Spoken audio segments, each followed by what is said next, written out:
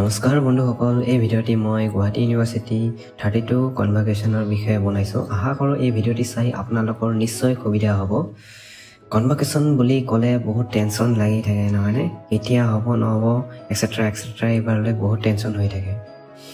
গতিকে সেইকাৰণে মই এই ভিডিঅ'টি আপোনালোকৰ কনফিউজন দূৰ কৰিবৰ কাৰণে লৈ আহিছোঁ। ভাল লাগিলে লাইক, শ্বেয়াৰ আৰু অসুবিধাবোৰ কমেণ্ট বক্সত লিখিব। যিখিনি পাৰোঁ মই আপোনালোকক সহায় কৰিব চেষ্টা কৰিম। আপোনালোকৰ জ্ঞাত যে আগতে কনভকেশ্যন 28 ফেব্ৰুৱাৰীত অনুষ্ঠিত হোৱা কথা আছিলে। এতিয়া ডেটটো পিছুৱাই 21 মাৰ্চ কৰা হৈছে। গতিকে আপোনালোকে নিশ্চিন্ত মনে থাকিব আৰু 21 মাৰ্চ তাৰিখে আহিব, কনভকেশ্যন কৰিব।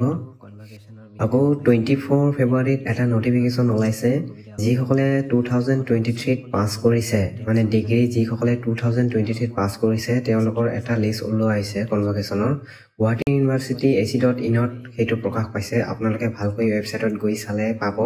গতিকে আজিলৈ ইমানেই। যদি ভিডিঅ'টো ভাল লাগিছে লাইক, কমেণ্ট, শ্বেয়াৰ কৰিব। ধন্যবাদ।